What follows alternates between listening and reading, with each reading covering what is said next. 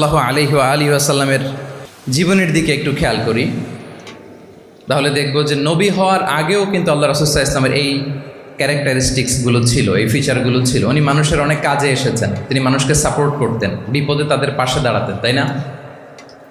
তিনি তো অফিসিয়ালি 40 বছর বয়সে নবী হলেন, যদিও আল্লাহর এলেমে তিনি অনেক আগে থেকেই নবী, কিন্তু দুনিয়াতে আল্লাহ রাসূল সাল্লাল্লাহু আলাইহি ওয়াসাল্লাম যখন 40 বছর বয়সে উপনীত হলেন, তখনই তো হেরা গুহায় নাজিল হলো, ইকরা বিসমি রাব্বিকাল্লাযী খালাক, read in the name of your lord who has created.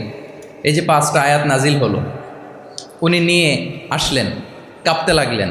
Khadija রাদিয়াল্লাহু তাআলা আনহার কাছে বললেন যে মনে হয় আমি মারা যাব, আমাকে কম্বল চাপা দাও, আমার ভয় লাগছে, আমি কাঁপছি। তখন খাদিজা রাদিয়াল্লাহু তাআলা আনহা ওনাকে আশ্বস্ত করলেন, ওয়াল্লাহি লা ইউখজিকাল্লাহু আবাদা, আপনি ভয় পাবেন না, আল্লাহ আপনাকে অপদস্থ করবেন না। ইন্নাকা লা তাসিলুর